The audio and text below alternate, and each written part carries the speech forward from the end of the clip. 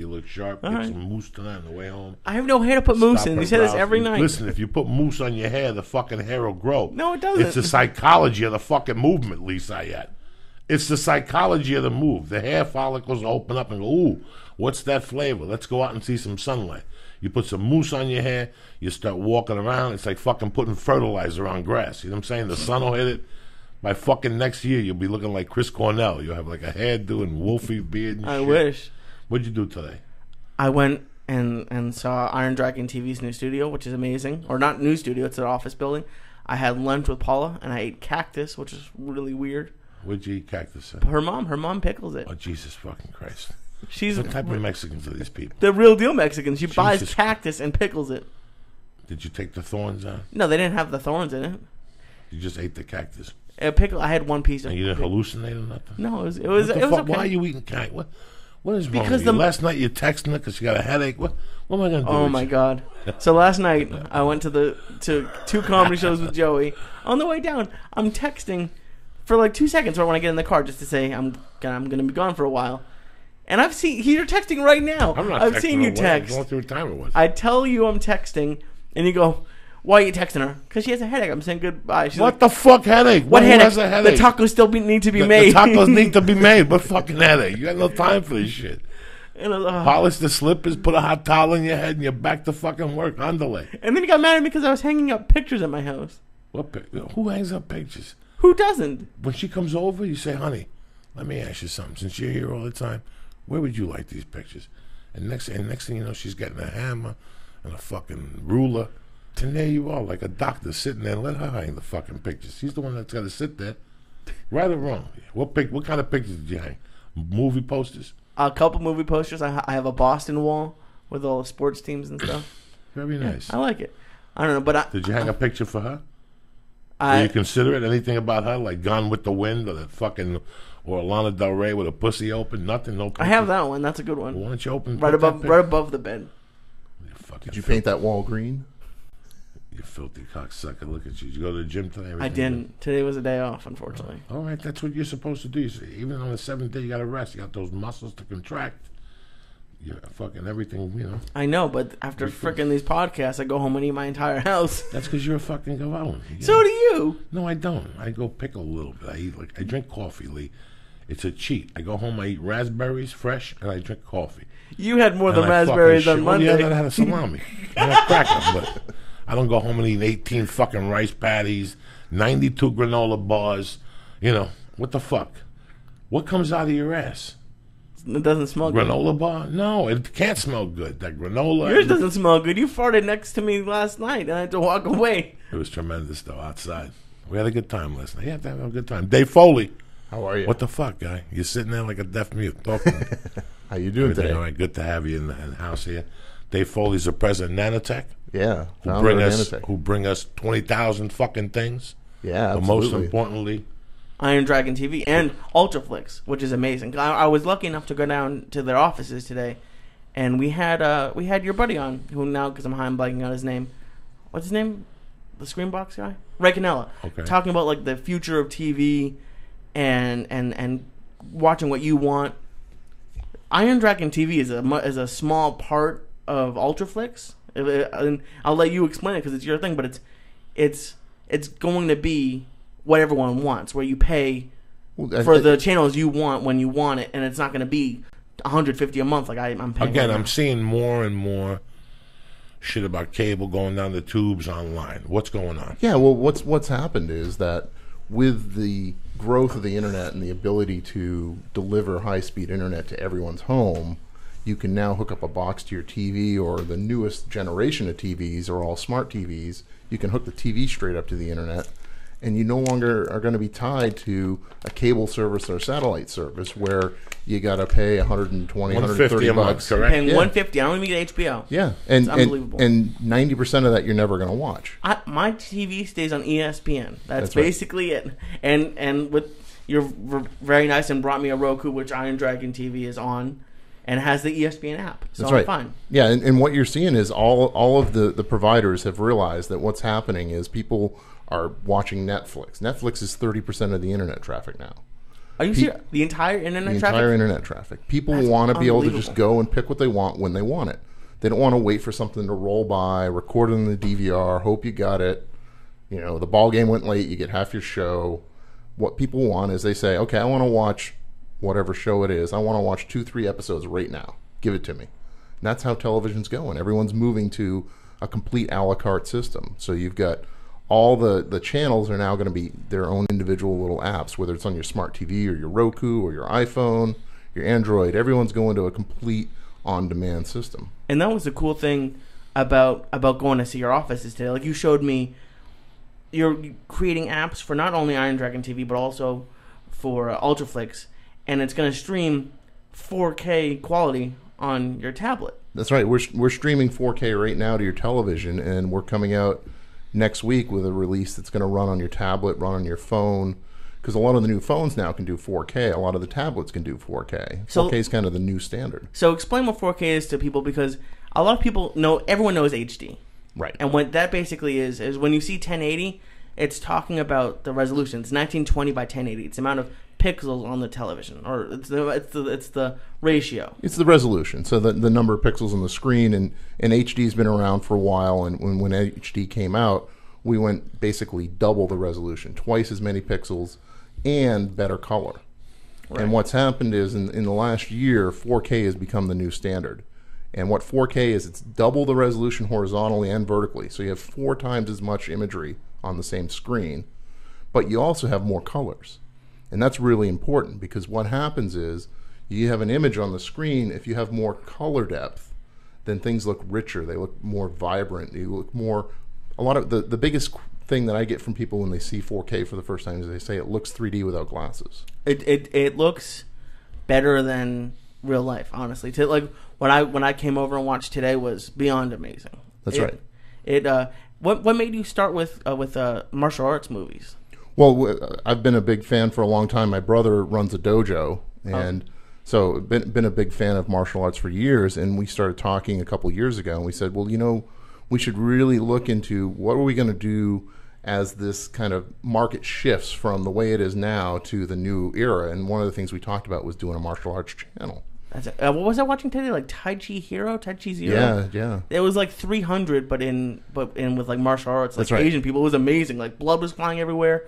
Like that kind of stuff must look amazing on 4K. It looks incredible. And they're shooting a ton of new martial arts movies right now, but we're also expanding. So for the last couple of years, in anticipation of launching Iron Dragon, we started sponsoring UFC fighters, and so we started reaching out because we figured, when we come to start launching the channel, we're going to reach out to people like you guys who have a lot of connection with a lot of the MMA crowd.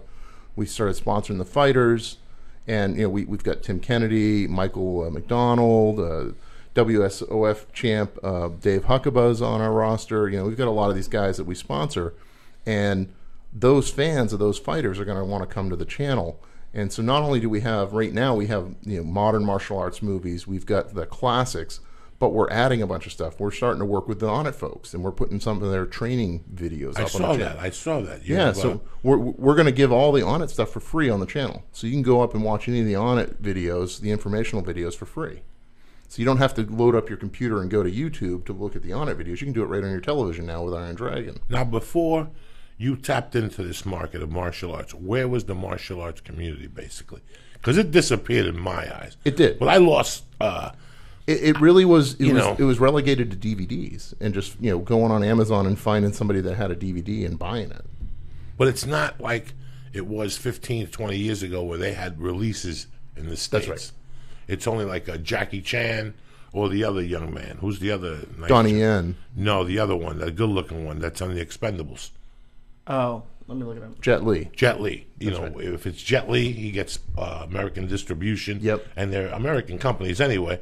And if it's Jackie Chan, that's right. But Jackie Chan also shoots a bunch of movies abroad. Supposedly. That's right. They do, like 19. There's 1911, the Little Big Soldier. I mean, they're shooting a lot of movies in China, and they're shooting a lot of movies in Korea, and they're good movies. I mean, this is quality stuff.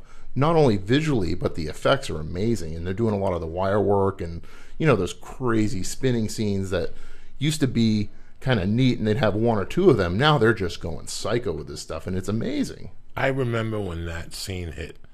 I was just coming here from Cuba and getting my feet wet, and like everybody else, I was a confused 6-year-old. And I'm watching this fucking Green Hornet guy. On Sunday nights, you watch this Green Hornet, and this little Chinese guy was a butler, and then he put a mask on, and he started fucking motherfuckers up, and then he disappeared, and then he came back as Fist of Fury, this Chinese guy, and then all these movies started popping up. Five Fingers of Death, One Armed Swordsman, The Chinese Family, all these little movies, and I used to go see them in between the Bruce Lees and in those releases. There was always a movie theater that had a Bruce Lee movie playing at 11 o'clock. So you always had Old Reliable. But if something new came out, you at least went to see the new stuff. And somewhere, Sonny Chiba is where I lost. My mother died. I didn't have access to my own TV no more. I think society kind of dropped out for a while, too, because if you look at the 70s were just awesome. That was it. That was the birth. Just, like you said, every weekend there was something new coming out. And the 80s weren't bad either. They tailed off, though. They tailed off in the mid-80s. That's right, about 85. And I think what's happened is that the UFC has done an amazing marketing job getting people back into martial arts and giving it kind of more of a common name, and you're seeing a lot of dojos pop up. You're seeing a lot of kids doing martial arts again. I think it's had a real resurgence in the last decade.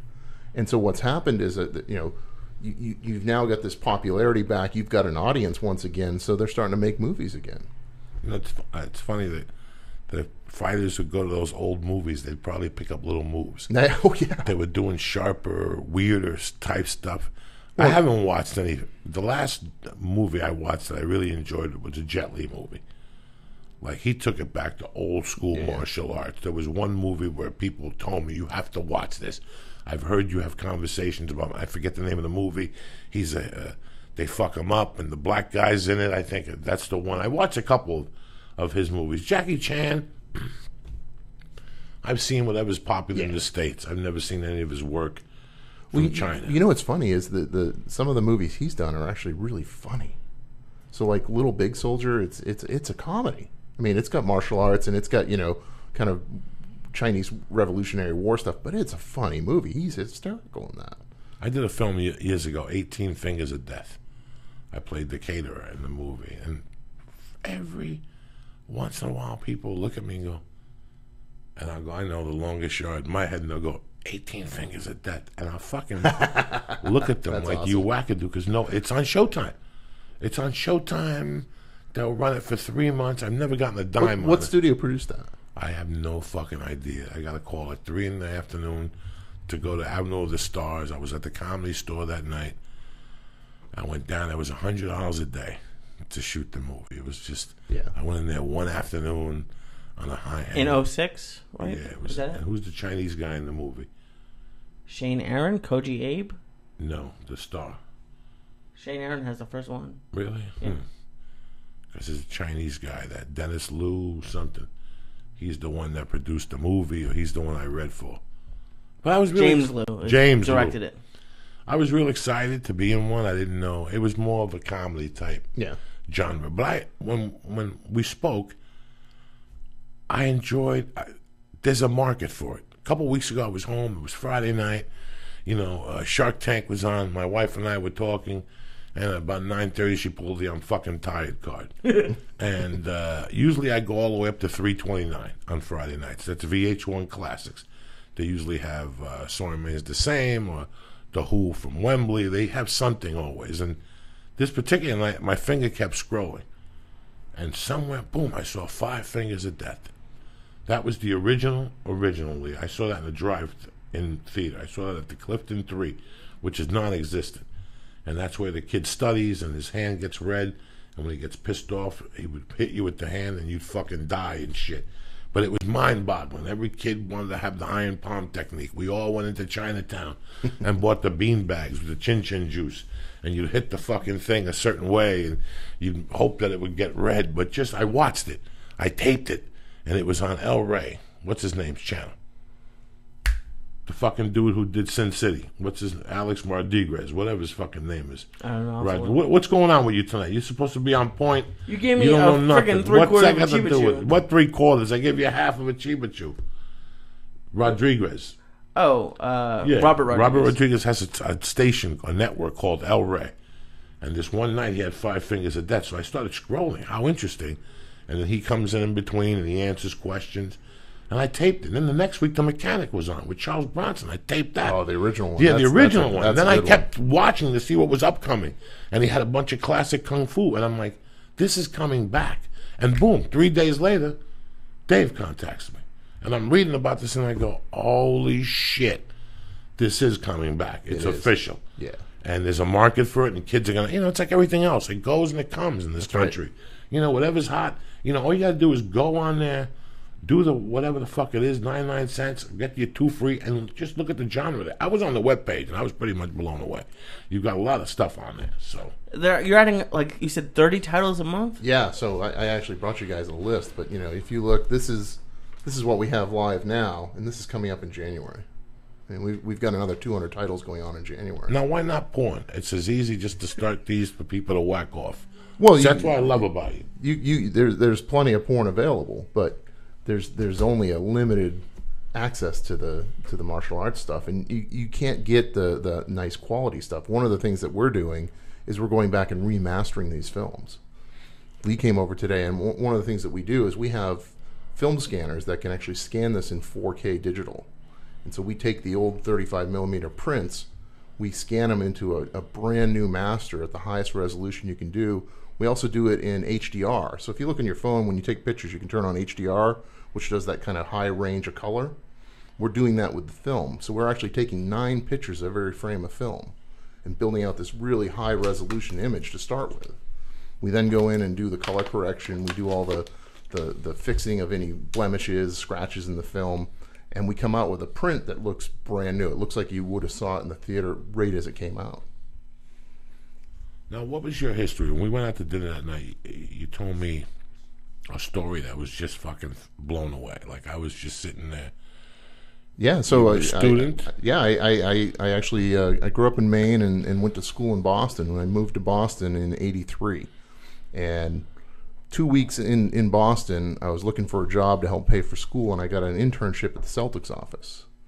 And so I was in there, and I'm handing out flyers to the press and just doing odd jobs and whatever. And this is, '83. There's no real computers anywhere. Personal computers don't really exist that much. The PC had just come out. And so I was kicking around the office, and I had done a lot of programming on PCs. And so I convinced these guys, hey, you need computers to do this. They're doing the stats by hand. You got 6 guys sitting at the scoring table every game. One guy's doing tally marks for the free throws. Another guy's doing shots. Another guy's doing rebounds. After the game, these guys have to sit there and tally all this stuff up, type it up on a typewriter, print it out, and then send it on a mimeograph to the league office. And I said, this is crazy. There's this thing called a spreadsheet. You can have one guy type this into a computer. Boom, you're done. You print it out. 5 minutes later, you're done. So for the next 7 years, I worked at the Boston Garden for the Celtics, doing all their IT, all their computers. At the same time, I picked up a job at BCN. Do you remember WBCN? Of course, yeah. They used to be a great rock channel. Yeah, it was classic rock station. So I had developed this little box that you plug into your PC, and you type in, and it would speak. And this is based on one of the old Texas Instruments chips way back when. It was very crude, but it was, it was pre-Siri, right? This is what you could do in the 80s, like War Games, if you remember that movie. They had the talking computer. Oh, yeah. It was, do you want to play a game? Really crude stuff. So I'm at the Garden. The sports guy who was doing coverage for WBCN would come in, and one of my jobs was, before the game, I was sitting at the press gate handing out the stat sheets and everything for the night to all the media. And this guy comes in, and I pulled him aside. I said, hey, Tank, who do I talk to get an interview at your radio station? I have a really great idea. So he gives me the phone number of the program director. So I call this guy up, and instead of talking to him, I have the computer talk to him. And he's digging it, right? This is early 80s. People don't do this crazy stuff. So he says, what are you doing tomorrow morning? I said, nothing. I just got class at 10. He's like, can you be at the studio at 5? Absolutely. Bring your computer with you. he sets me up, and they have a morning show there that's sort of like a Howard Stern type show. It's called Charles Laquadera and the Big Mattress. They sit me down next to Billy West. Do you know who Billy West is? No. One of the funniest guys you ever meet. He's a comedian. He did voices for Ren and Stimpy. He filled in at Stern's show for a while after Jackie left. Anyways, he was there. He's a comedian, local comedian in Boston, and they sit me down next to him, and he just starts writing out jokes. Hands me a sheet of paper. Just type this. So I just type blindly whatever, and we have this computer like doing crank phone calls, calling people up, going, "This is the IRS. You owe $8 million," right? Waking people up in the middle of the morning with this talking computer. I was on the air the next day. It was just crazy. It was a really just like, wow, a neat intro into, and I really got into radio and music at that point. And I started working the morning show, started working Sunday nights, producing a new music show, started DJing, doing a lot of gigs there in Boston. And so I kind of had the dream two jobs in the world in Boston, right? I worked for the Celtics, worked for BCN, and that helped put me through college. So I was there from 83 to 90. Wow. Yeah, and then while I was in college, I wrote a little program that sped up computers. Back in those days, hard drives were really slow. And a buddy of mine and I had built this program that made them really fast. And we got a call from Ashton Tate, who had a program called DBase, a big database program. And we sold it to them. And that gave me the freedom to do whatever I wanted. And so all of my college buddies had already moved out to California, to the Bay Area, because that's where all the computer companies were, all the the high tech was happening. And so in 90, I pulled up and just moved out to California. And I got out there and picked up a job at Bank of America. And it was just boring as hell. Just doing trading software. And it's just like, this is not what I want to do. And I got a call from a buddy of mine who was working on a game for Sega, on the Sega Genesis.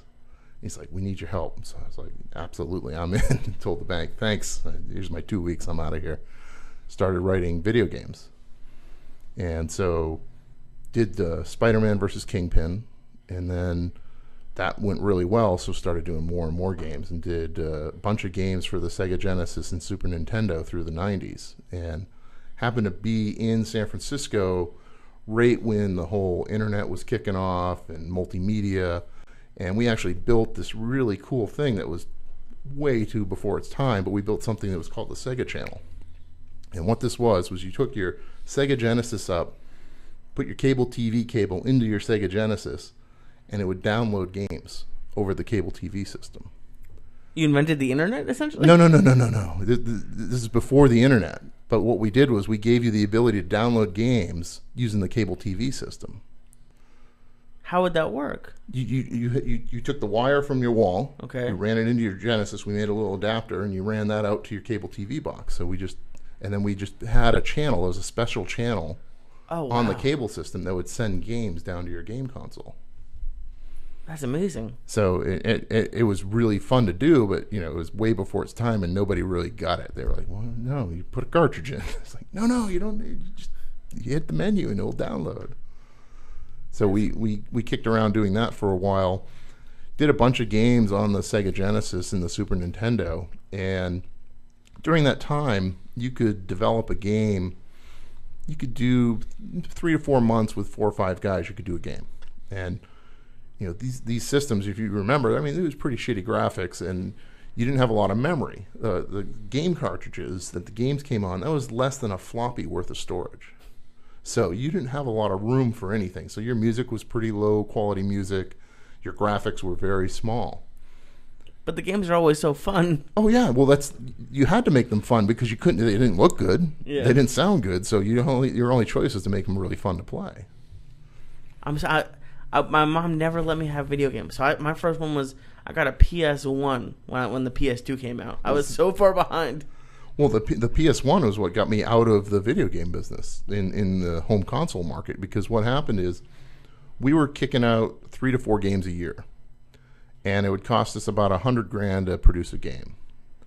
And so of those 4 games we did a year, say, 1 just got dropped. None of the publishers would ship it. 2 of them you'd ship, but they didn't do very well. You'd break even, make a little money. one of them did well, you made some good money. That's where you made your profit. So it's kind of like, we were talking about earlier, about where you take 10 calls and maybe you get two callbacks. That's what we were doing with games, right? You make 4 of them and one of them would make you money. And then the PlayStation came out and the whole world changed. So at that time, there was a ton of little shops like we had. We had like 18 people in my shop, and we were cranking out 4 games a year. And there was a lot of those shops around the Bay Area, a lot of people, little independent studios making video games. PlayStation comes out. You got much better graphics. You've got this powerful CPU, and you've got a CD player. So now you're going from 512K to save everything to 650 megabytes. So now you got to have an art team. You got to have 12 people doing art for a year. In our first PlayStation game, we spent $1 million developing it. So we went from $100,000 to $1 million in development costs, and it got killed at beta. So we never even shipped it. Jesus. Yeah. So it was like, okay, we're done. Got to move on to something else because the risk was too high. And what you saw was a huge consolidation in the video game business at that point. And all the studios got swallowed up. Either people like me went on to another market, or they got swallowed up by Electronic Arts or Activision. Yeah, and now it's a battle of the big games. You look at the games now; they spend more than they spend on a movie developing a video game, and they take longer to do. It's basically sometimes some of them have movies within them, like that one of those Halos. They had multiple movies with them. Yeah, that's just it. And it's just as complex as scripting a movie. But then it's even more because they can't just build a set. You can't have a couple of guys with a hammer build a set. You got to have 12 artists do all this stuff in 3D. Have you ever got called in for a video game, Joey? A couple times. Really? Did you ever do one? Or one I got a couple callbacks for. It was going to be a whole month of shooting. Every mobster in town was down there. Every wannabe Russian, everybody. I never heard nothing else. I get calls once a year here and there, but no. Not as much as I should. What do actors think of that? Like that woman who does those Progressive commercials must be a trillionaire. But when you go to be an actor, you're probably like, oh, I want to be a movie star. I would imagine she was about to pack her bags. That's the word on the street. Really? Ari's friends are. She was about to move when she got the call for that. What you're here in town. You're trying to make it. People advise you against all these things. Where's the fucking do I hear you now guy? Oh yeah, the Verizon guy. Where is he? Where's the Verizon guy? But he made $6 million. So it's what he did with the money, and did he invest? He tried to reinvent himself. He lost the glasses and got a haircut because I read something about him. When I got here, McDonald's had 2 guys. One of them was a comedian. They killed it for a year. They would do every McDonald's commercial. Then they did McDonald's on the road or some shit. You don't know when you come out here. You come out here to act, and all of a sudden you're going in for a Progresso commercial. What does she shoot? 2 of those a fucking month? Yeah. 2 of those a month? There's always a new one, yeah. And they air, and they're all cable, so she's making a great living, They're airing on and on and on. Yeah, you listen, you come out here, if I got called in right now for, what's the big video game? Call of Duty. Call of Duty, Call of Duty. And they give you 8 minutes in there, and your main character, whatever the fuck. And all of a sudden you go from 8 to 22, you did 16 episodes. What do you give a fuck? It's work. Right. Your insurance is covered. For me, acting is like one of the things I do. It's one of the things I do. I love when I do it. I'm about to shoot a movie. I worked on it today with them. I'm about to shoot a movie next week, all next week, Friday, Thursday, and it's good. I got a week off from everything else. For a week, I don't have to worry about stand-up. I just go in there and I act. But I can't imagine people who just act. I couldn't even imagine. That's a hard fucking gig. That's why it's great what David did. I'm good with computers. I know how to work them. I'm very good with like with this Roku. I won't read the directions. I can just figure out how to use it. I've never been good at, I don't never really try it, but programming. And that's so cool that you could go from video games to, I don't even know what the next step was, but programming is really it's all the same, right? You're just it's a set of instructions telling a piece of electronics what to do, and once you have the basic idea of doing it, it's if you were crafting clay pots and then all of a sudden someone gives you some other material to work with, it's going to be the same kind of skill set. You understand the motions. It's just you move on to the next next chip, the next piece of hardware. So where did you go after you decided not to do video So games? we moved out of the home market into the arcade market. So this is the mid 90s, like 96. And at the time, the arcade machines were still better than the home machines. Oh, what arcade games did you work on? Well, so my first game, one of the things that I looked at was, all right, you're coming into a market and all the arcade guys, Midway, Atari, all them, are making a new computer for every arcade machine. They're building a brand new piece of electronics. And at the time, the PC market was just becoming powerful enough where you could do a game on a PC that was better than an arcade machine. And so it was very funny. The guy that I wrote the speed up program with back in the 80s, he called me up in 95. He's like, I spent my money, the money we got. He's like, I spent it all. We got to go back to work. I said, well, we're doing video games. He's like, all right, I'm on it. He moves out to San Francisco. We sit down and we formulate a plan. And what we decided to do was build a platform. Instead of having to build a new computer every time you build an arcade game, is build a platform where you could use all the programming tools, all the graphics tools on a PC, as opposed to having to develop that stuff from scratch. And went down to Texas to ID Software and met with those guys and got the license to Quake. And we took Quake and That was a great game. we made an arcade version of Quake. And it was sit down, big projector screen, controls in the arms of the chair, and then we linked 8 of them together. And so you had a arcade game with 8-seat deathmatch. Whoa. And then what we did was we sold that to Sega GameWorks, and then we connected all the GameWorks. So GameWorks in Ontario Mills, down in Dallas, up in Seattle, all linked together. So you sat down and deathmatch with 64 other people in the arcade. And so that was our first arcade game. I love that game. And in order to do that, we had to do a bunch of stuff on the PC. At the time, it was Windows 98, and Windows 98 was not meant to be just shut off by pulling the plug, right? You did that, and then you boot it up, and you had this safe mode, and Oh, God, yeah. the thing bitched and all that. So we built all these tools that would prevent all that and made it an embedded system. And we built I/O cards and video card drivers so that you could actually have this stuff. And Intel was very excited about this. And so we got a call from Intel. They were just down the street, and they had me go out and tour for a year, speaking at the video game conventions, talking about you should put Intel inside your arcade machines. And so we started building all these arcade PCs, and we landed contracts. So like Atari, we landed a contract with Atari and with Midway. They started building all of their games based on my computer as opposed to building their own hardware. Right. Yeah. No, I mean, how much time would that save them? Months? Saved them a lot of time and a lot of money because they didn't have to develop everything from scratch. That's crazy.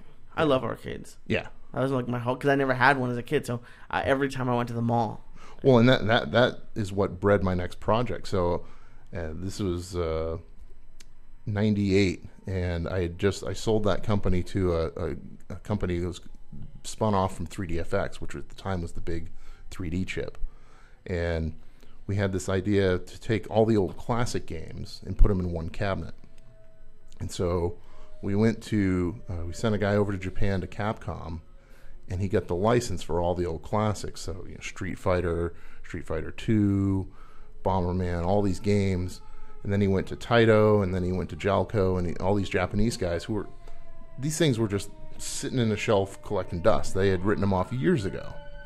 And so we said, give us a license for these games. And we built the machine, put them all in one machine. And so we built this machine called the Ultracade. Wow. And the Ultracade started out with 8 games, and then it had 16, and then it had 32. And by the time we were done 8 years later, that machine shipped with 85 titles, and you could put 256 classic games in it. And it had every classic arcade game in it. Yeah, one of my last offices had one of those. Yeah. It was amazing. Yeah, it was a really popular machine. We had it in Sky Mall for several years, and it was in Costco. You could buy them at Costco. And I was out there a month ago and went by the break room at Costco and saw one of them. It's like, hey, there it is. Do you play a lot of games?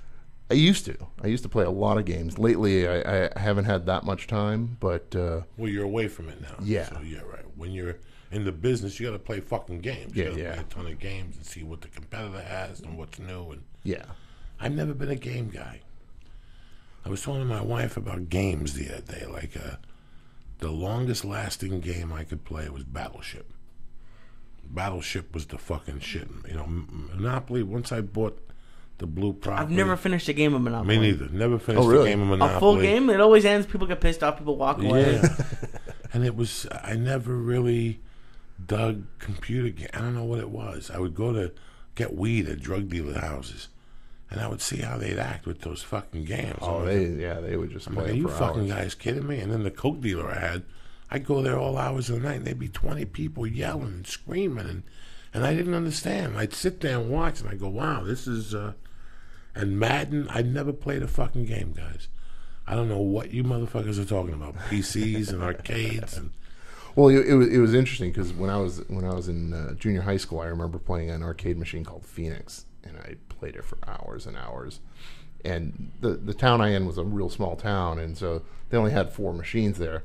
They had a Dragon's Lair, which was like, you know, state of the art at the time. It was a Laserdisc cartoon game, and you just had to make a decision. And then here it is, 20 years later.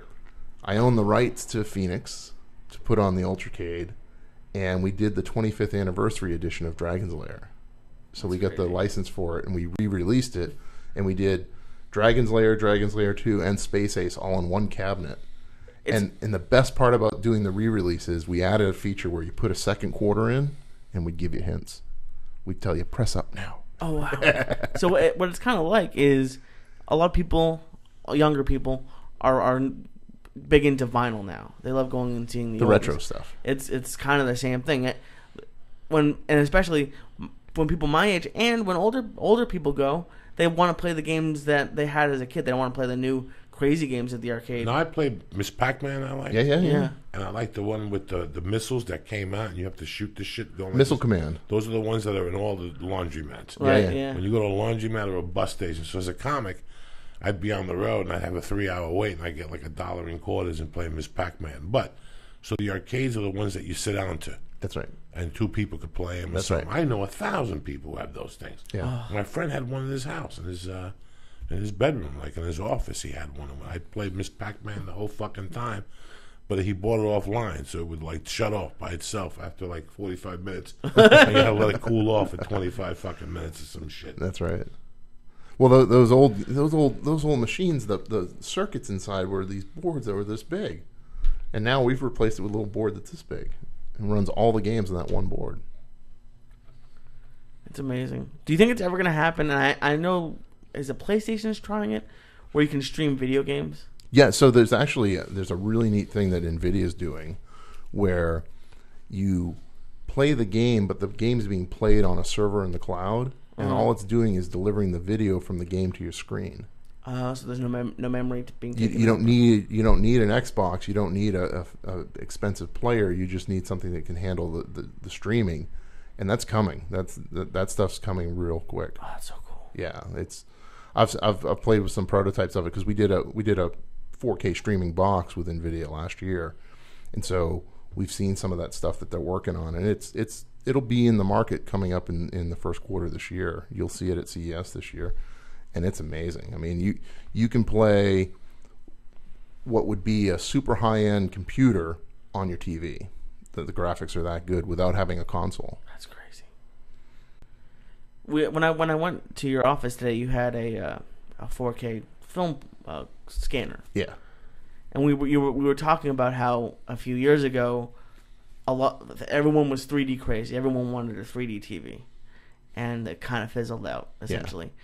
And you were saying how you had to buy on 4K before this happened. Well, it's kind of crazy to because a lot of people made mistakes on HD DVDs instead of Blu-ray or that's right, or and something. A lot of people lost a lot of money developing 3D stuff too, and it was a gamble. But 2 years ago we saw at the Consumer Electronics Show, we saw the 4K TVs done.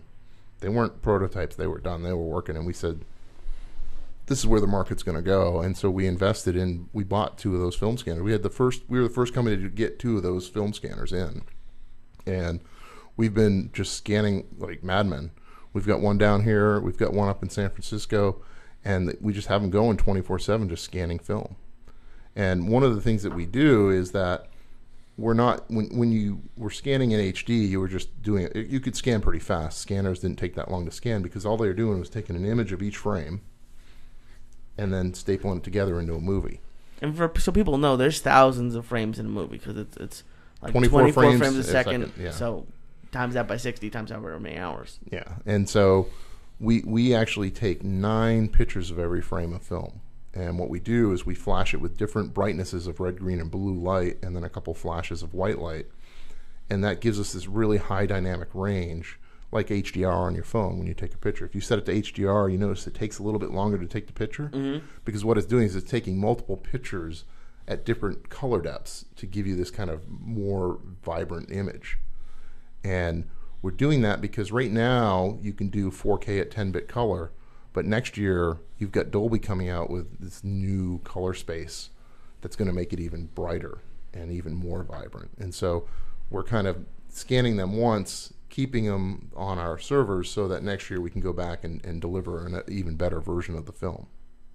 It's amazing. And then you were saying that you have, because what you're doing is you're not going back and just copying a DVD, which isn't that great of quality. You're going back and finding the film versions of them. That's right. So whenever we can, we try and get the internegative. If we can't get that, we'll take a print. We can scan either of those.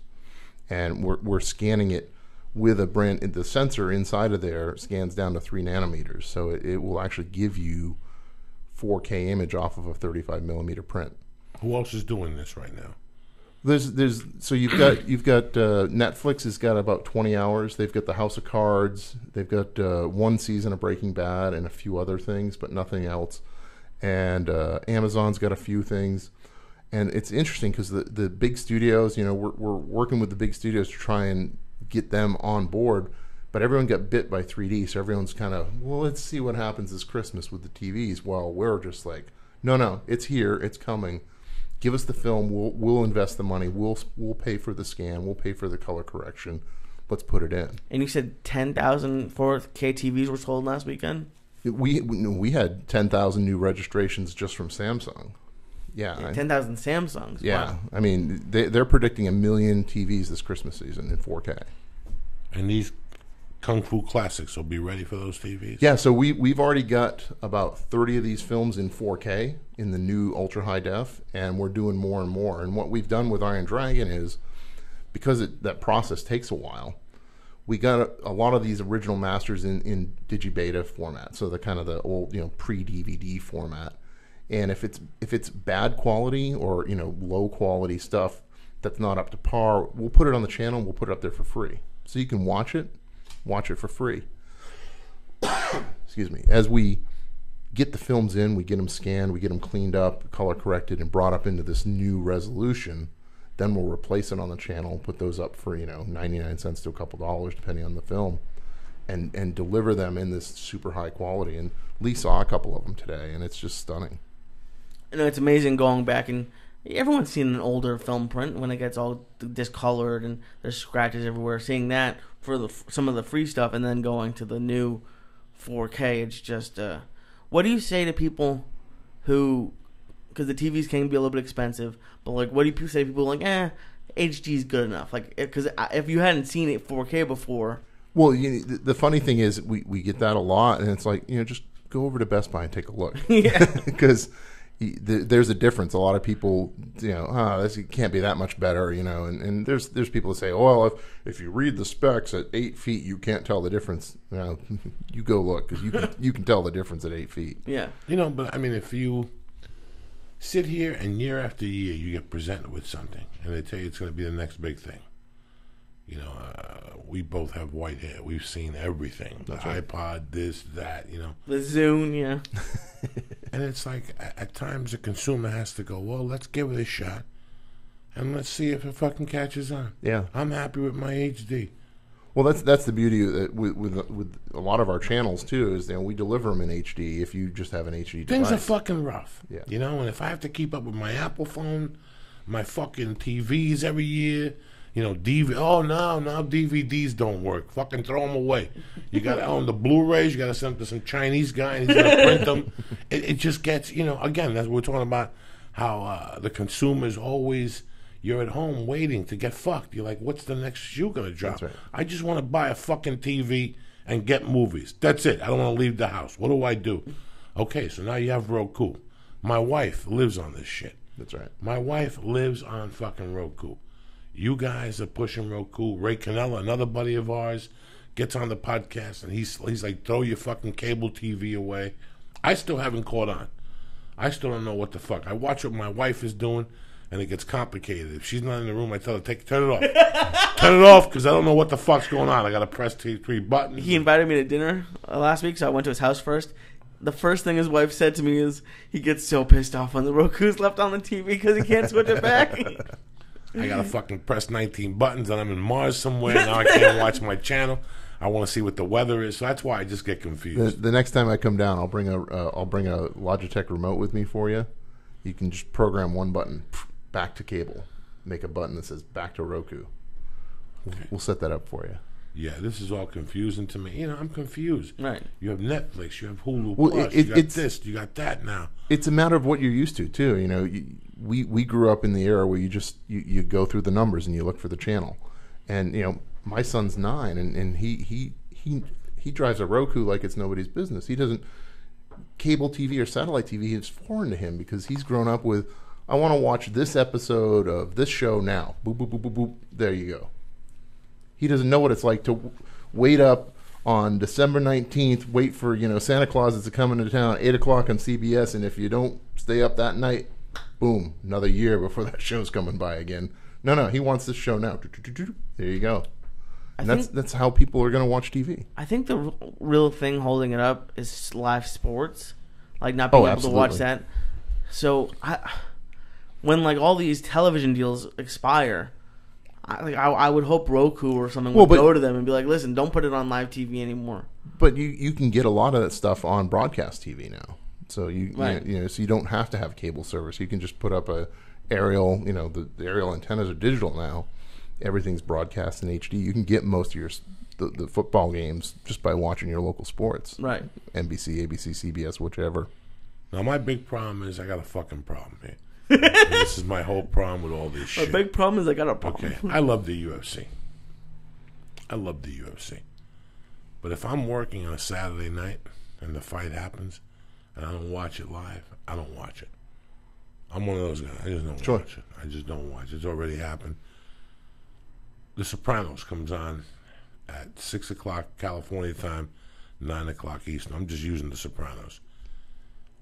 If I could figure out a way to get it at fucking 5, I watch it. With The Sopranos or any of the serials, you can watch any episode anytime you want. But you don't follow what I'm saying to you.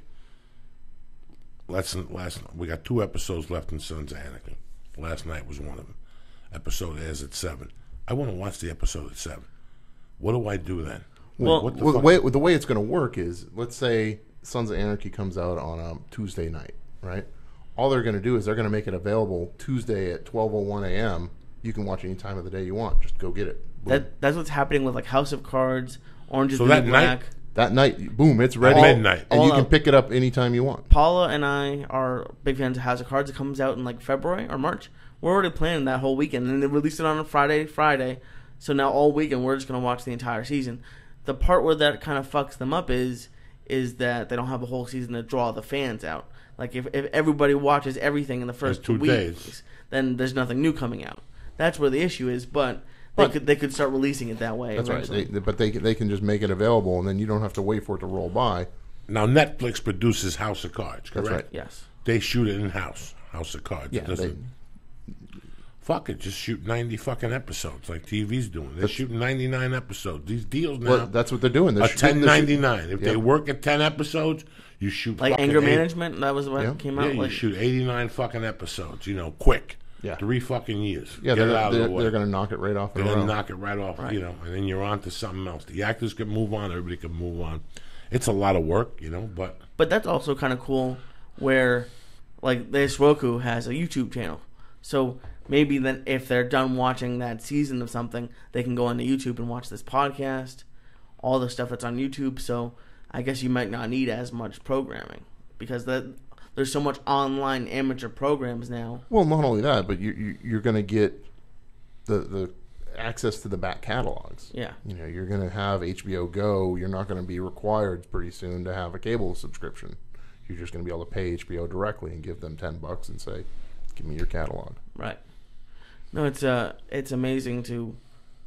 It's a new, like frontier kind of. It's like what we're doing with podcasts and what you've chosen to do with Ultraflix. It's just you don't know if it's going to work, but you're putting your eggs in a basket. So in 2 years, what are we going to have, guys? Break it down for me. You're going to have a TV. In 2 years, I go home 11 o'clock at night.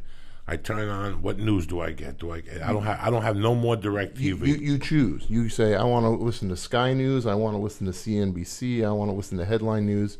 You just go click on whatever icon you want. Boom, you have your menu of all the news stories for the day. You can say, I want to look at sports news. I want to look at international news. And am I getting it at the minute?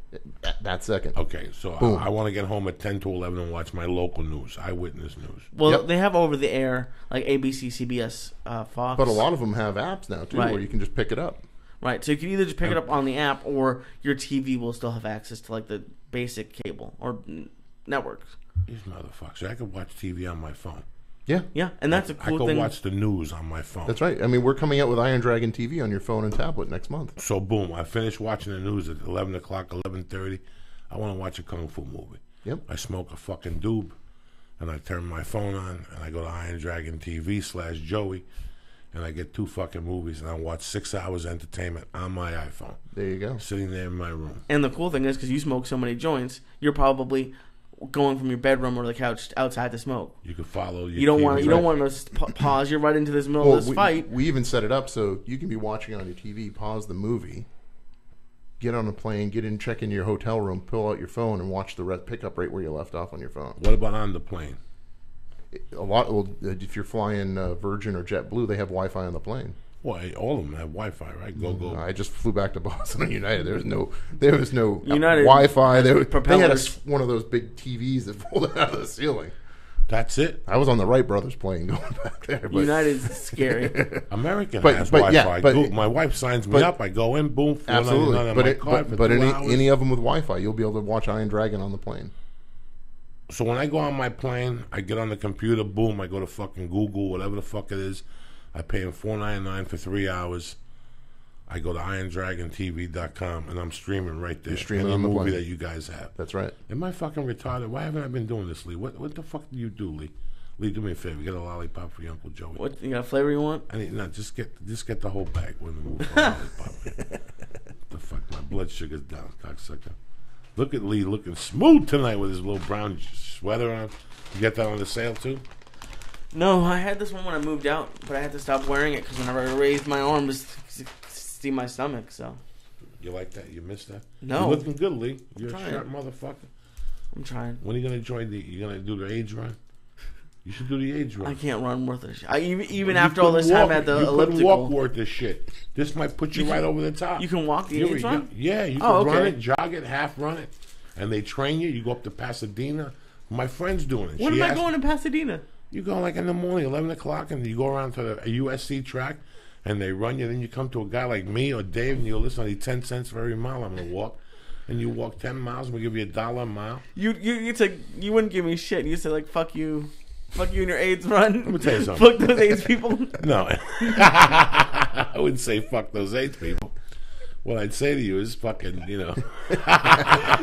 Yes, you would. No, I would not. I'd give you the $10. You can run the 10 miles. He'd give you a rice cake and say, on your way. Fucking Lee's already have it. No. Yeah. I understand all this. I just, I'm very scared. I'm an old man. Well, it's a big change. I mean, if you look at what happened a decade ago, people were used to television. You went home on a Thursday night to see your show, right? If you were watching Friends, you got home. And then the TiVo came out. And the TiVo changed how we watch television, right? Now, all of a sudden, you don't have to rush home on Thursday night. You just go, I like this show, I like this show, I like this show. When you get home, it's recorded for you. You can watch it. And we're at another change in how people watch television. No longer do you have to set your TiVo and wait for it to come by. Now you just go on and say, I want this show, this episode right now, give it to me. And, Netflix has done an amazing job kind of bringing that style of watching television to the market, and everyone's following suit now. Does anyone even still use Netflix's DVD option, or do they completely? They do. Do they completely kill their own? Now, what about the fucking flapper? What's going to happen to the clapper? Those people from Boston that have the 6 channels at once. What? What's a clapper? What's the fucking commercial? You could tape 6 shows at once. They're all from Boston. Oh, the Hopper. The Hopper, yeah. Well, the clap. I don't fucking know. I mean, that apparently, I don't know anything specifically, but doesn't the Hopper make you record like the 4 major networks, so you're only having 2? Like, I've heard that it's not that great, and there won't be any need for any of these companies anymore. Yeah. Or they're gonna have. I think probably what they'll have to do is let you start buying channels a la carte. Yeah, it's going to go a la carte. It's going to become, I want this, and this. Here's $4, $3, $7. You know, pick and choose. You're out $30 for the month. That's how it's going to be. You're just the cable companies are going to become internet providers, and they're gonna. What you're going to see is that your cable box is going to just be built into the television, and you're just going to pick and choose a la carte. They're not going to be able to sustain the $150 a month because people are just saying, I don't need this. Right. And I don't know if you know anything, and I don't know if you can't say anything, that's fine. Is Apple doing a TV? Well, they have an Apple TV box. Well, I know that, but I've always heard rumors of them doing like an actual physical television. That's the word, but we haven't seen anything. And we actually were holding our breath when they had their last big meeting because we thought they were going to announce 4K TV, and they didn't. They announced the watch. Oh, that sucks. No, it doesn't suck. We were happy because now we've got a whole nother year without Apple even in the market. Oh, because you think their TVs are going to have their own proprietary everything with Apple, you have to jump on their bandwagon. You have to give them a third cut. You know, the VIG there is nice. You know, they take a third right off the top. So you make $1, you're taking home 66 cents. They got 33 in their pocket. And the government takes the other half. And there you and your fucking friend is That's right. What the fuck we got into this for? Wendy's is hiring. I got 5 cents for Donnie Yee and 5 cents for me. Let me ask you something, Donnie Yee. How come I was looking through the other day by mistake? Lee said you had Bruce Lee on there. I was looking for. I didn't see any. We're working on Bruce Lee. So Bruce Lee's held by the major studios. Really? Yeah. No Run Chow. No, they hold those rights to that library. And which studio? Paramount. Paramount owns a lot of it, and then the Bruce Lee Family Trust owns a lot of that stuff, and they're very particular about licensing it.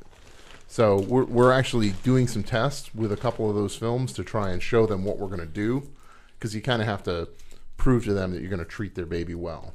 And so I think in the next year we'll have some of those big Bruce Lee films on the channel. It's just a matter of they're not as easy to get as some of the other stuff. No Chuck Norris? Same thing. Same thing. Same fucking thing. I was looking for because I thought I'd throw some of that in, but I went looking. I'm like, no Chuck Norris either. Yeah, so good guys wear black that earlier. Yeah, so some of those bigger names they're held up because they know those are gems. You know, they know those are gold. So wouldn't you want a fucking HD 'em? Well, yeah, not HD 'em, but 4K 'em? Yeah, and that's what we're doing is we're doing some tests to show them what we can do with their properties and say, look, let us have a go at this because this is what we're going to give you.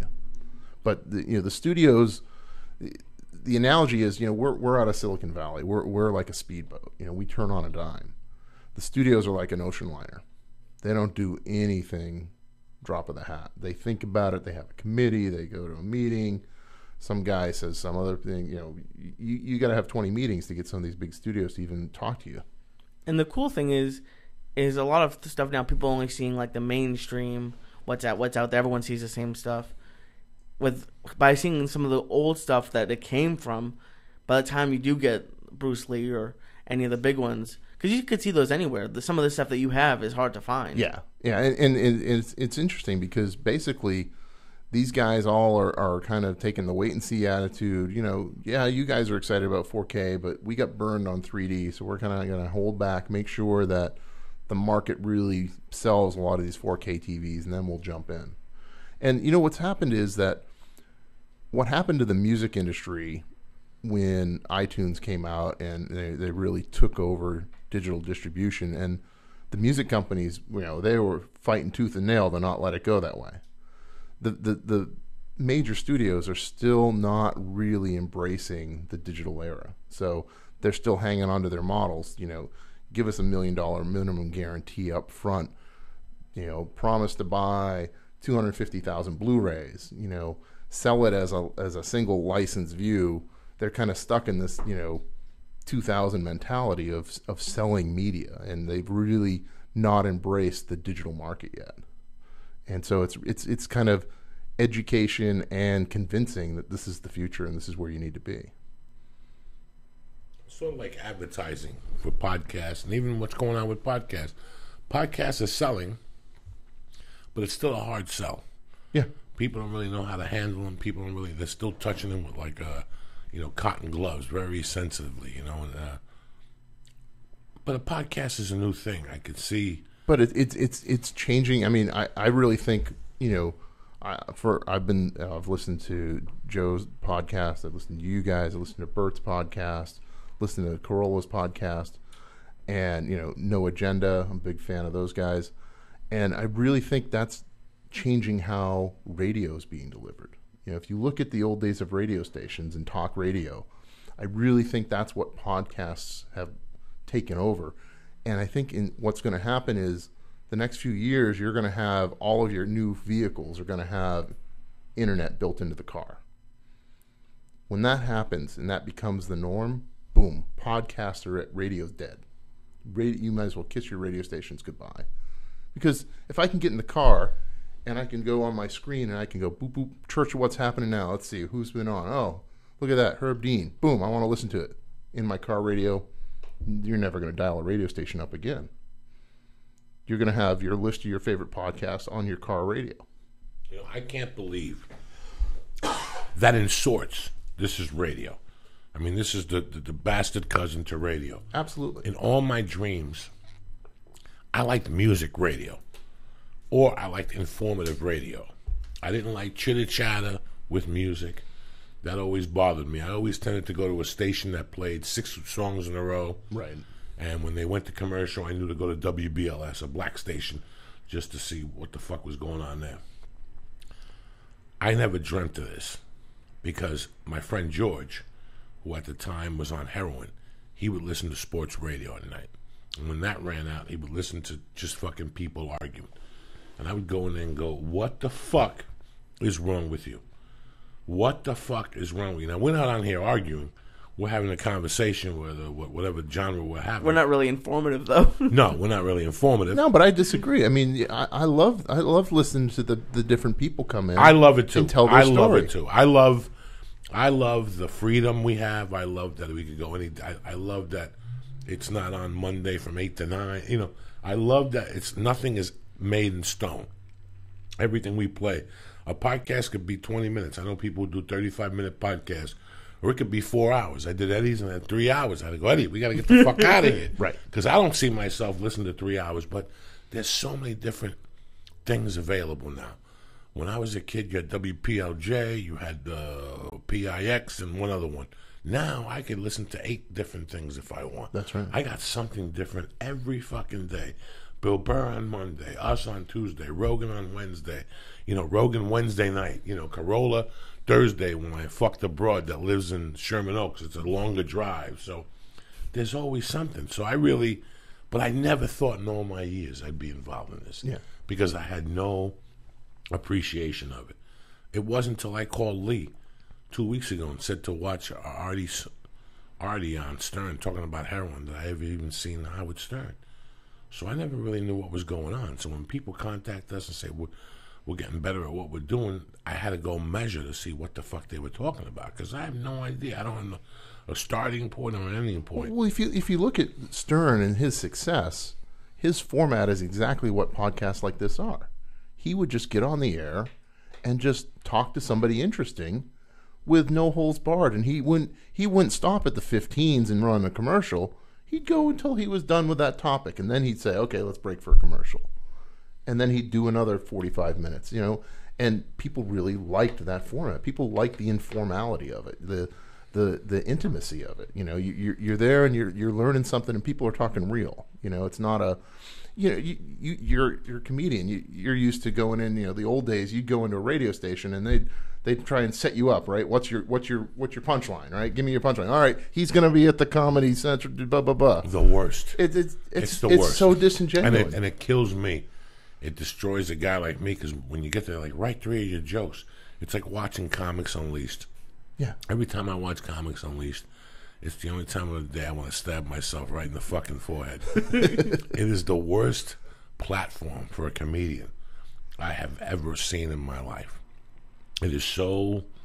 And it didn't sell tickets. I mean, if you look at it now, you look at the success all you guys have had, you know, the Death Squad guys, getting to know the comedians in a real way, that's what sells the tickets, right? These podcasts sell tickets much better than doing a Friday morning, you know, Zig and Zaggy's radio bit, you know, go to the Comedy Store tonight. You know, it's that isn't real. So people don't buy it. You know, people, they listen to a podcast and they learn to like somebody. You learn, you know, you like a Duncan or you like an Ari, and then when you see them come to town, boom, you're going to go see him. I like the podcast because I could put what I was about, what I'm about.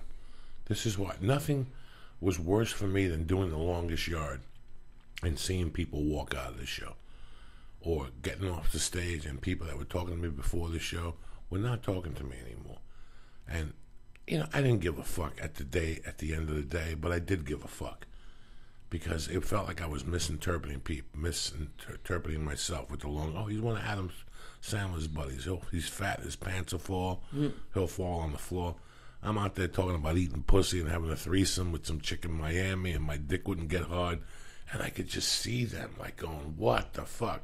This cuts that off. That's right. This lets the people know. I always knew I had a chance if we had this type of forum. I always knew I had more of a chance because it let people know the backbone, the backstory. And when you take it to the next level, and that's what I think people appreciate more. You know, I think that's what we're doing more with podcasts. We're on a flight one day, and Rogan looked at me and he goes, do you have any idea what we're doing? We're opening ourselves up to people, which is good and bad, depending how you look at it. I enjoy it.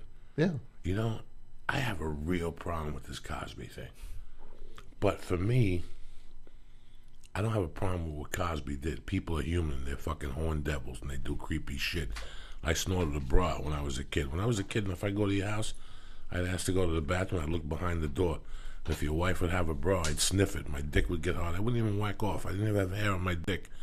My little dick would just get hard, and I'd get dizzy. And then I'd go in the living room, and every time I went to your house, I sniffed the bra. So I understand what it is to be a fucking nutty person.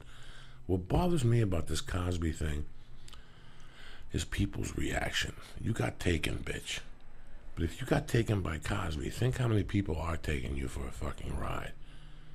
Because we're gullible as Americans. We're very gullible and we want to believe. Like I told Lee the other night, I told Lee was going to see Cosby, and I didn't want to sound like Negative Sally, so I didn't beat up on Cosby. I just said, what are you going down there for?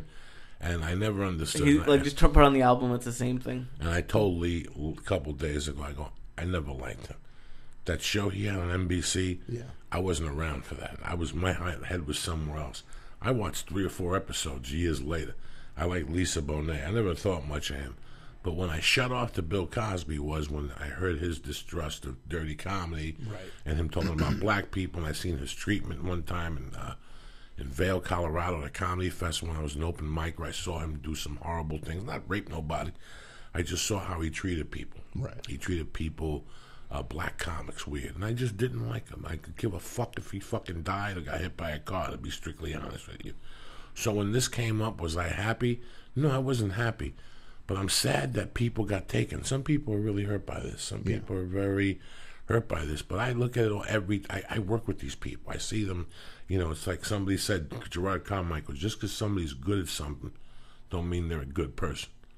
Didn't he say something like that? Yeah, that's what he said last night. But I think it's what's happening with sports people is, as a kid, when you see these people, you're like, you look up to them and you think they're supposed to be better. Like everyone thinks Tom Cruise is amazing, or like that level of stardom. And when they turn out not to be that, like it's not even Bill Cosby. It's Bill Cosby, the doctor on the Cosby Show that no one wants to believe did that. And with podcasts, you probably never have a walkout anymore. Well, I would imagine. You can't hide your true self. These podcasts are 2-3 hours, and you guys are doing them a couple days a week. Rogan's doing 3 a week. Corolla's doing 4 a week. And it's you can't hide who you are when you're doing that day in and day out. Yeah, and it's. I was just thinking how crazy it was. Like, people don't really have conversations anymore. And a podcast is really at its best when it's a conversation. A podcast, when I tap into a conversation and I'm taken, it's a good podcast. Yeah.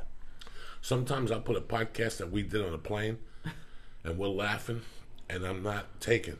When we're having a conversation, that's when I'm in. It's like being at the barbershop and people are talking. And you're just not talking. And you're not talking. It's a beautiful feeling sometimes. And you're agreeing or disagreeing in your mind, and it's opening up your mind while you're listening. And some people wouldn't have the chance. We had Rudy Sarzo a few weeks ago.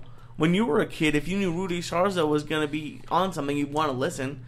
And I would never have had the chance to meet those kind of people or even hear their opinions on things. And it's a great new thing. Well, an example that I told Joey about was you guys had Bruce Buffer on, and Bruce Buffer's known as this, the guy that comes out and does the big intro. He's a deep guy. And you sit down with him and you learn all this stuff about him. You go, that's really interesting. I want to go read his book.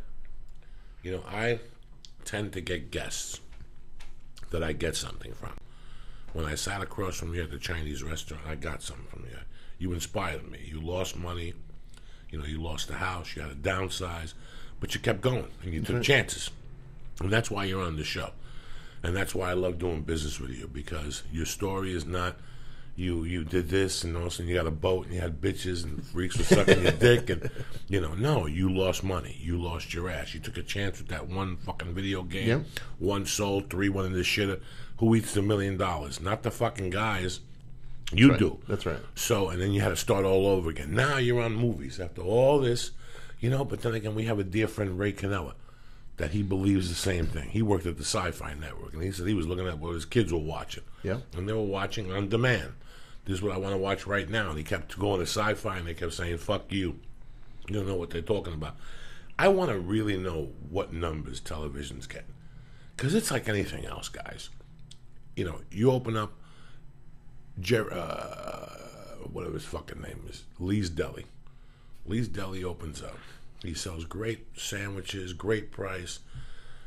All of a sudden, the fucking Subway sandwiches moves up the fucking corner. And you know that there's people that, whether they pay $7 or $5, they're going to go with $7. They don't care if they're eating shit. That's right. They don't care. That's why Domino's Pizza, I can never eat 2 pizzas for $5 because I know I'm eating shit. That's right. I'm eating this fucking flour that they invested in Bulgaria.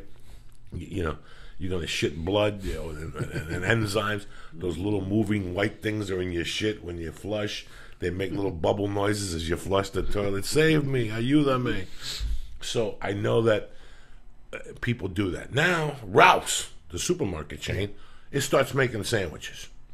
They make a fucking good sandwich at Ralph's. I know you They do? Yeah, in the deli. I'll have to check. They fucking pack meat on that motherfucker like it's the 4th of July. Because they got, they sell cold cuts there also. So now guess what? Lee was making money. Now that Subway's there, he's still making money, Lee. But he's working a little harder. That's right. And now with fucking Ralph's, now he's breaking even, and none of those 3 fucking morons are making money. Then to top it off, did you get a flatbread? Everybody's eating flatbread. So now who wants a fucking sandwich? Isn't a flatbread a pizza? Yeah. It's a fucking pizza. What the fuck? It's a fucking pizza. What is all this thing with I'm sitting at a restaurant. What is a flatbread? And finally, it's a fucking, why don't you just say pizza on a fucking stick? That's whatever the fuck it is, like a rye cracker. That's what it looks like. Pizza on a fucking rye cracker or some shit. But it's all, nobody's making money. Who the fuck is watching TV? I have 700 fucking channels. Let's say 5 of them or 50 of them are to order porn. I have 650 channels. Fox Sports 1, IFC, Sundance. Who's watching all these fucking shows? No. My kid has 6 channels. Nick at Night, Nick Toon, Nick Midgets, Nick Retard. You got Nick fucking Nick. You got 6 fucking Nick channels, right? Someone make a picture of that Nick Retard or something. So, Nick Midgets. So now people are going, I know when I'm home at night with my wife, if I'm home, After she puts Mercy to bed, we have a 10-minute conversation. And I know my wife, I know she wants me out of that fucking living room. And I'm very content with going in the bedroom and putting YouTube on and watching 15 music videos. In fact, by the third one, I feel like a fucking loser. I'm like, my life is dying. Look at me. I'm watching rock and roll videos or whatever. But I'd rather do that. My wife will go to Roku or Netflix and watch an old series or Breaking Bad. Or not Breaking Bad. What's he watching now? The one about the dead people, shooting dead people on AMC. Walking Dead. Walking Dead. You know, so who the fuck is watching TV? What are the real numbers? The real numbers are horrible. Horrible. And you look at things like headline news. The reason headline news is no longer headline news is they were down in like 150,000 people an hour range. They were getting nothing. It was just disappearing. Nobody's watching the broadcast stuff anymore. It's the market is spoken, and it's just that, the cable operators are trying to catch up. They're doing anything they can to hang on to people. Now, like Friends, how many viewers was Friends getting a week? Let me look. They were getting $1 million each an episode. They were getting 1 million viewers, 3 million viewers. Oh, they were more than that. They were probably getting 20 million. Is there any show today that's getting 20 million viewers? No, not even close. No, it's too fragmented. They were scoring a 12 among adults 18 to 49, which is 25 million a week. There you go. Oh, and it says Big Bang Theory is doing 20 million a week. But that's it. That's one show. I bet you look at the top 10. I wonder what Sons of Anarchy's doing. 5 through 10 are doing $1 million or less, I bet.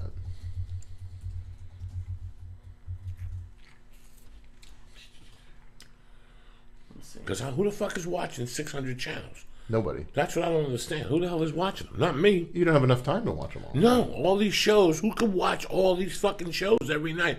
They got 22 channels dedicated to housewives. Housewives of this, housewives of that. Who the fuck watches that shit?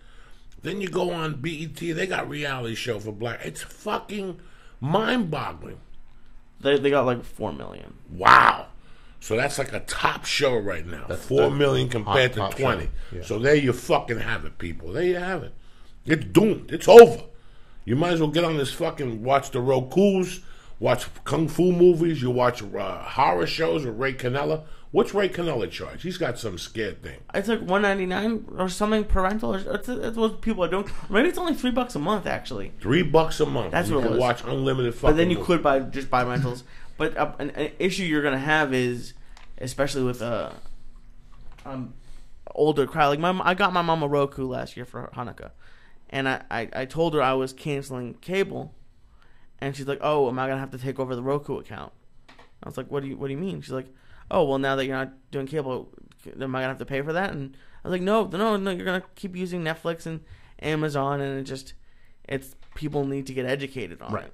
No, it's a change in how we view television, and it's going to take some time, but it's where we're going. It's going to be on demand. It's going to be a la carte. You're going to sit down, you're going to go, I like this, I like this, I like this. I like horror movies. Here, Ray, here's my $3 a month. Give me some horror movies. I like kung fu movies. Here you go. Here's 99 cents. I want to watch Saturday matinee. You're going to pick and choose what you want. If you look at the success of the music business, when they got it down to where it was 49 cents, 99 cents, or $5.99 for an album, people didn't care to pirate anymore because it was value, right?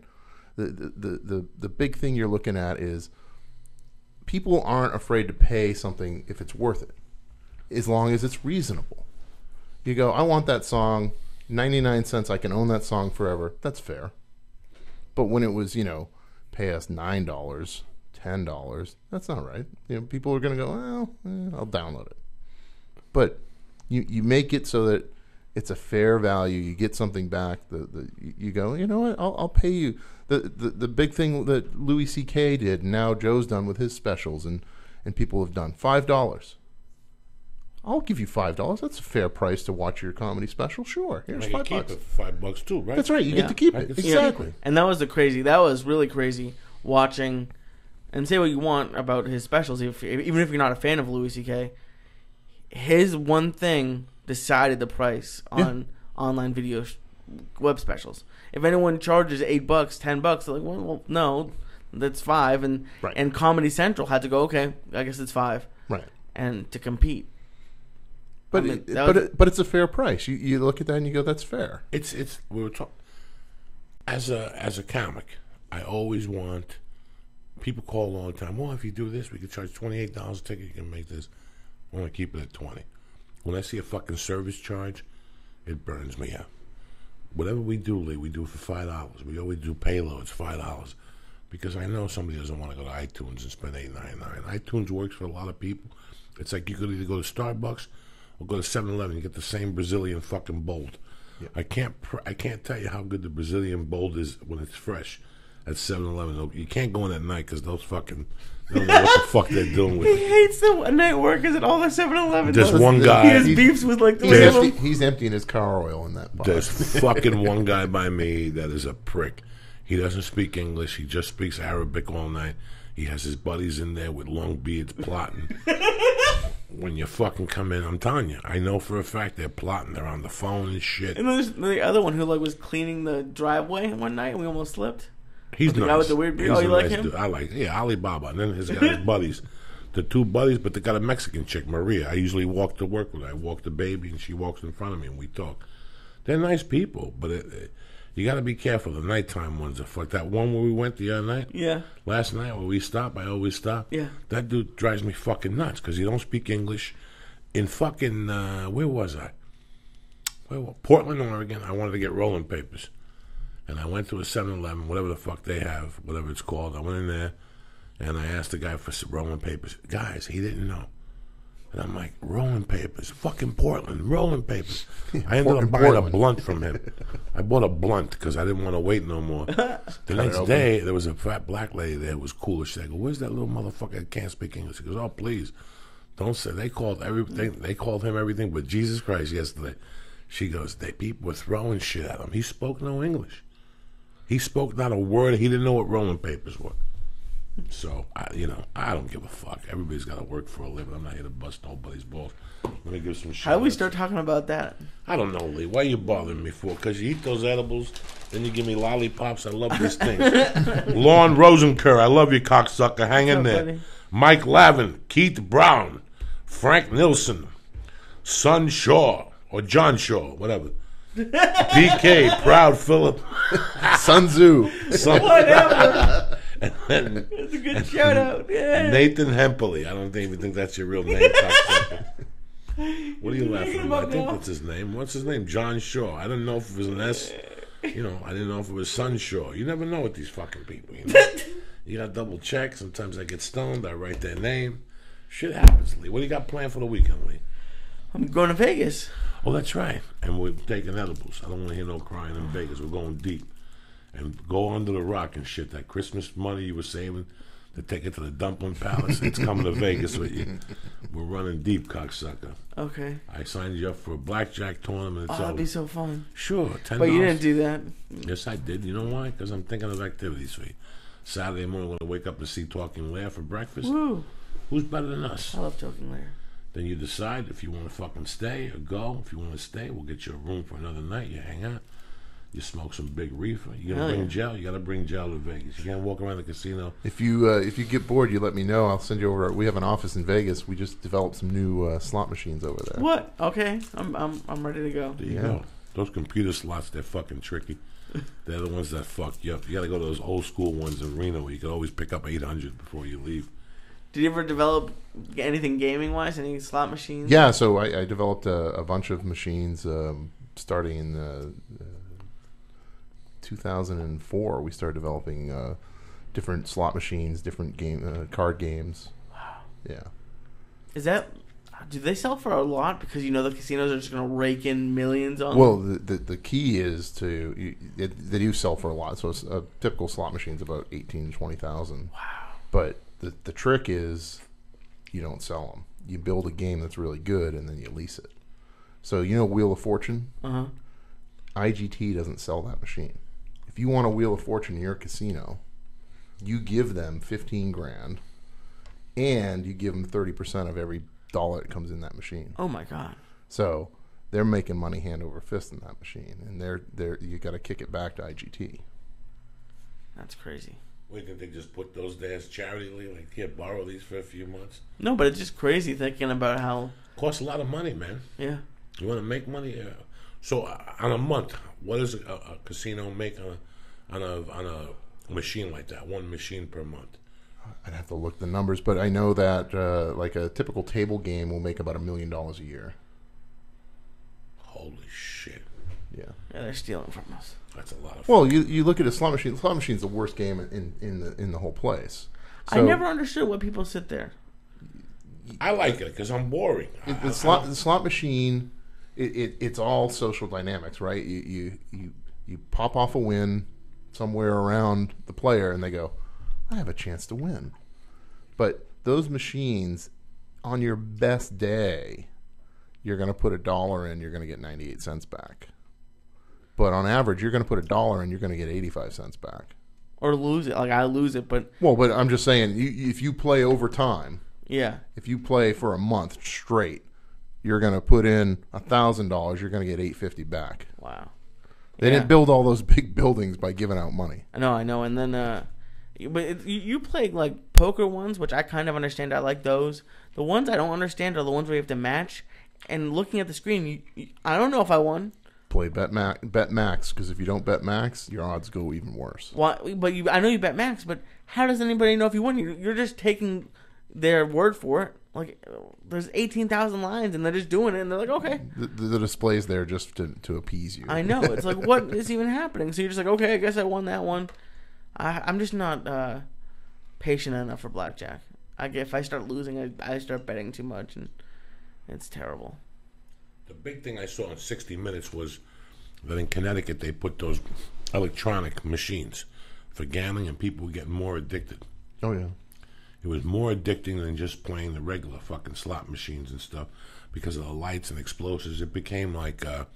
and how fast they can go. Yeah, how fast they can go. Boom, boom, boom, boom. Women boom, were boom, losing boom, their boom. fucking houses up there. You can burn $100 in 2 minutes. 2 fucking minutes. So it's pro and con. Thank God I could give a fuck about those flying lights. I always know that the house don't get, you're going to leave with something. I love these people who go to Vegas and I beat them for $850. Whatever. You're going to pay somewhere. What do they think? They're running a fucking charity there? Somewhere they're going to get you. On the way home, you're going to get a flat. Right? Coming out of the casino is going to cost you $780. So you made $70 for the fucking weekend. How you like me now, cocksucker? And they charge so much for the rooms and the resort fees. Well, they get you, even if they comp you, they charge you for the resort fee, which is... Do they really? Yeah, they get you somewhere. There's always a fucking by the way. The tax. And they give you 2 free drinks and a free thing to the fucking museum. And listen, I don't want the 2 free drinks. None of them going to go to the museum either. What's that bell? There was cars beeping. Oh, I thought Lurch was at the fucking door. You never know, cocksucker. That's it.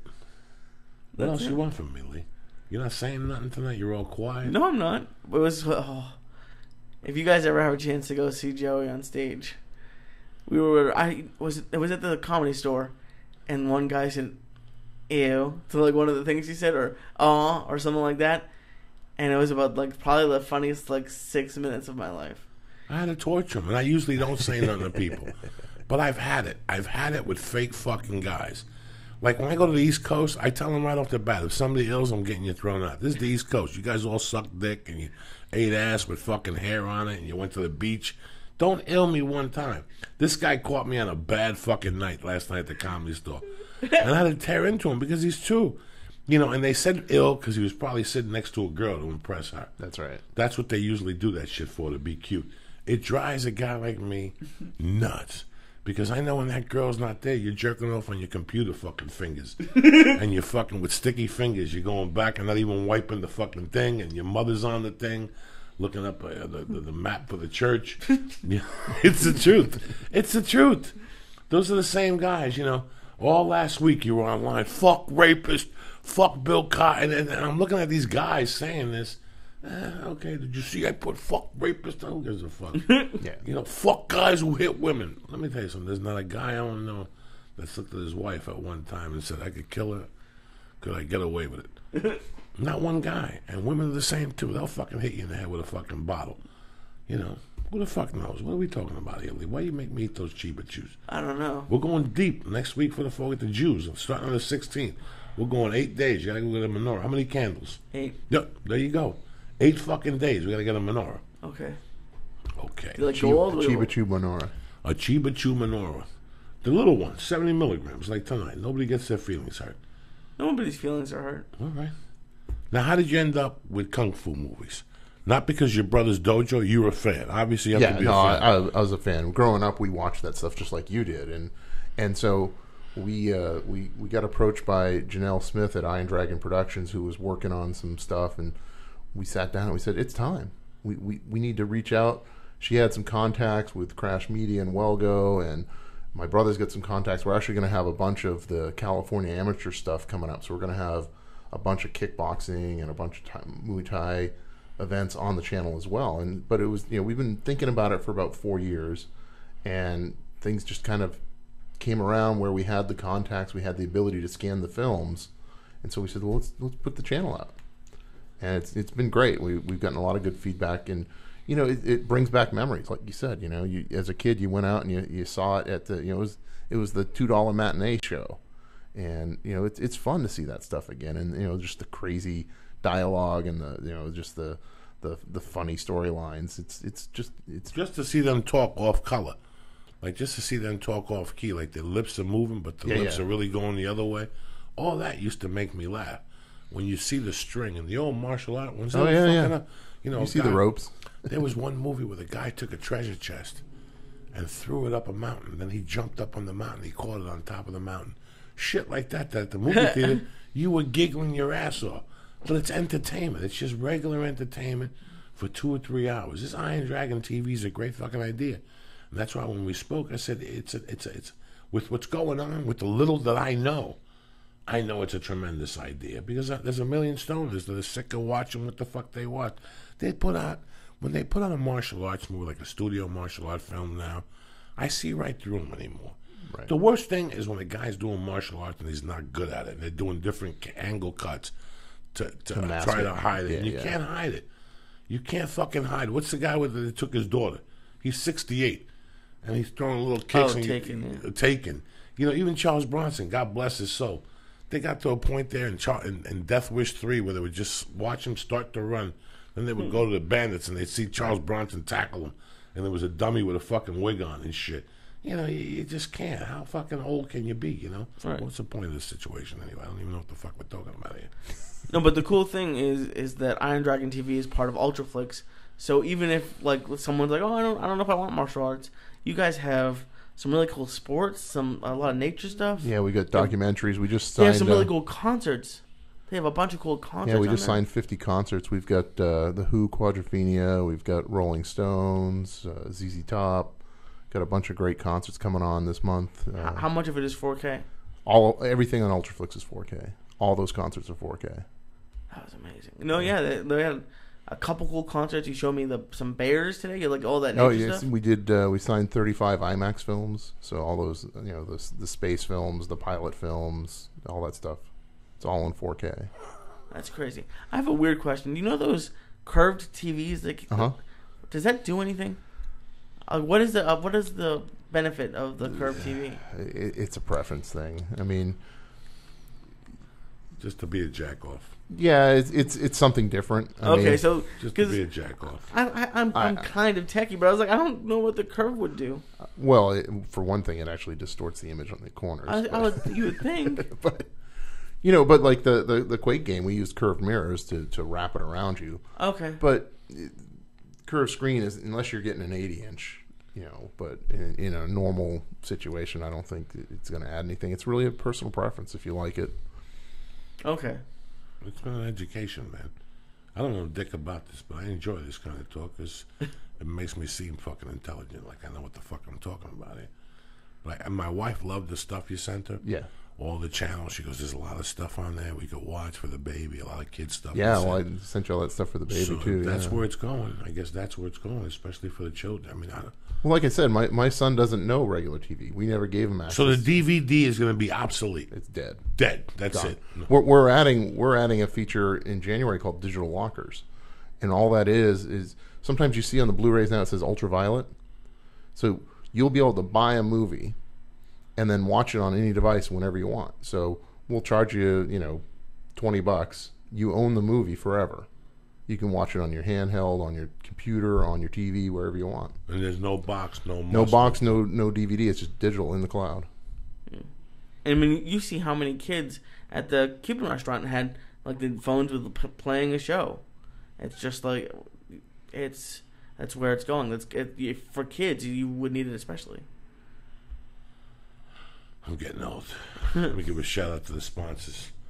Let's start off with my main man, Dave Foley. IronDragonTV.com, or what's the other one? IronDragon.tv. Whatever the fuck you want to go. I don't want to confuse nobody. IronDragonTV.com. Like I said, you want to chill back, do a couple bongs. You want to bang the little Chinese delivery girl that comes over and press it. Tell her you got Iron Dragon TV. Sit down, bitch. We're going deep tonight. Open up that little, little mushu pork. You get some hinso sauce on it. What is that? Hoisin sauce. Fucking delicious. And you sit down, you watch The Assassins. You watch The Thieves. You can watch Jackie Chan. There's a fucking ton of stuff on there that I couldn't even... I knew some of it. Some of it I didn't know what the fuck they were saying. But it's interesting stuff, man. So give it a shot. What's the price, Lee? Well, there's different prices. It's $3.99, $4.99 for different rentals, right? Yeah, and a lot of them are $1.99 and under, and a lot of them are 49 cents. Wow. And then there's some free ones, but use the code Joey on the more expensive ones. Yeah, you get 2 free rentals with Joey. There you go. Fucking Lee, being the Jew. On fucking Iron Dragon TV. You gotta be.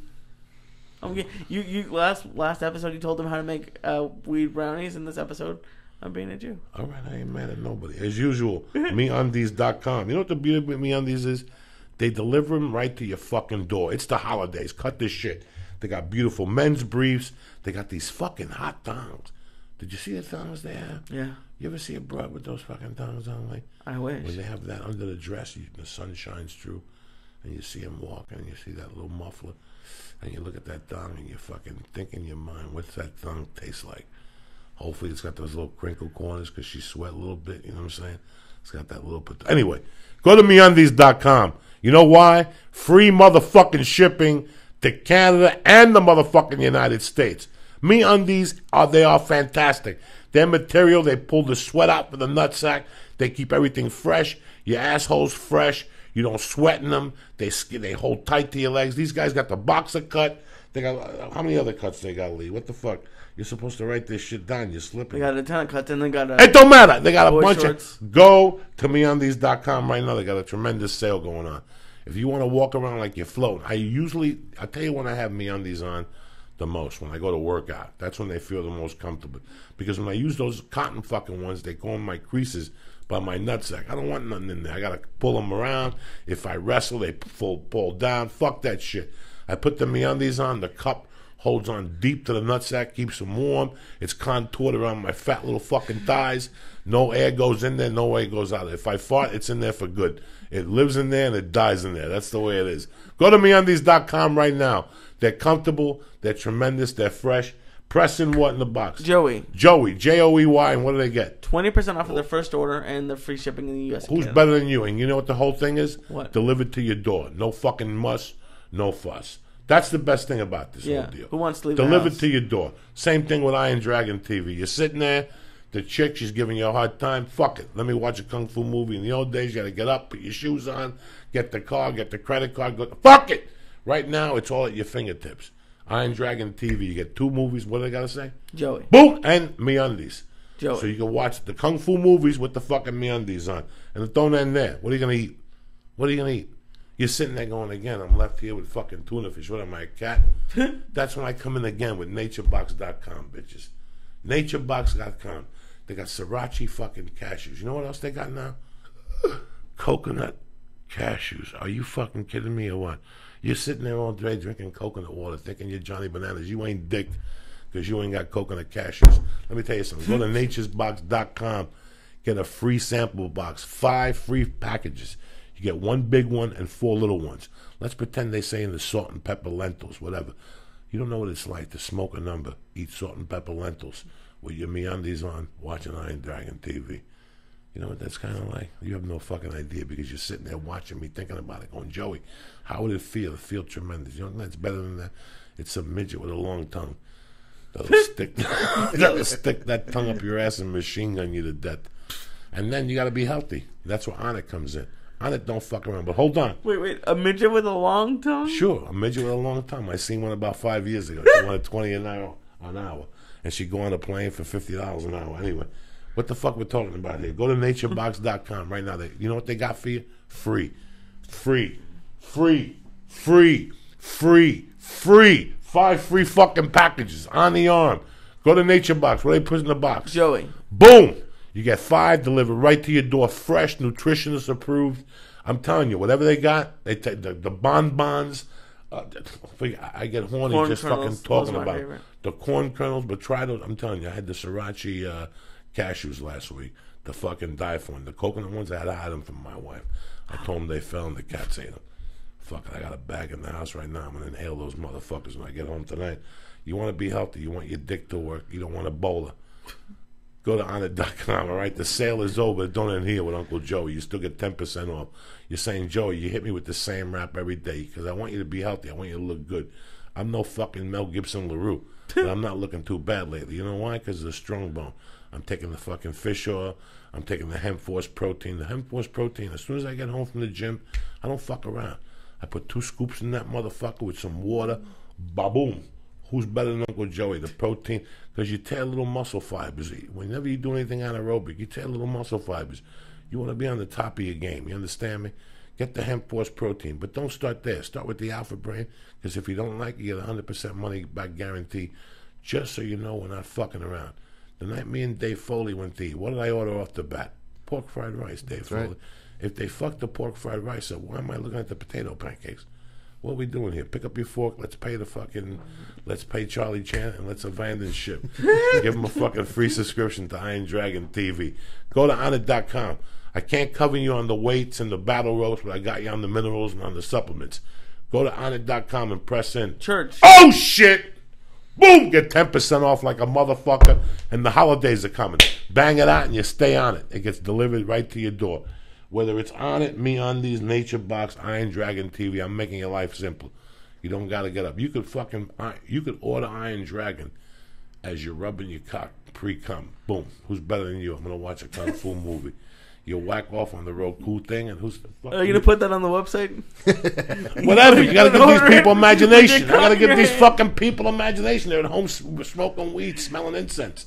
I'm trying to fill their brain with something, Lee. Lee, you coming to Vegas? I don't want no drama. What is there for drama? Bring a big bag. I want you to lift a rock. You understand me? Dave Foley, thank you very much for coming on. Thank you. The scholar. Thank you for taking Lee on the set today and showing him what's so cool down there. Look at him now. Look at the shit. He ate 30 milligrams. It was not. Yeah, it's stretched. You gave me Like double. I didn't give you shit. I love you guys. Stay black. I want to thank Onnit, MeUndies.com, Iron Dragon TV, and NatureBox.com for all their love and support. All the shout-outs. I'm going to be at the Laugh Factory, Long Beach, with Lee Syatt and Dean Delray, December 17th. And then New Year's Eve, tickets are up on the website for the podcast/comedy show at the Ice House with Lee Syatt. I love you, motherfuckers. Stay black, stay healthy. Dave Foley, you too. All right, thank you very much. Now that the show's over, don't forget to... The show's over? Yeah. Don't forget to go to naturebox.com and sign up to get your free sample box of great tasting healthy snacks. Forget the vending machine and start snacking smarter with delicious treats like barbecue kettle kernels. Go to naturebox.com/Joey. That's naturebox.com/Joey. Go to MeUndies.com/Joey and get 20% off of your first order. And right now you're going to get free shipping in the United States and Canada. Go to Onnit.com and get 10% off of any of their nutrients like Alpha Brain, New Mood, Shroom Immune, Shroom Sport supplements. Sorry. Use code word CHURCH to get 10% off. And thank you again to Dave Foley. For Iron Dragon TV, use code word Joey to get 2 free rentals.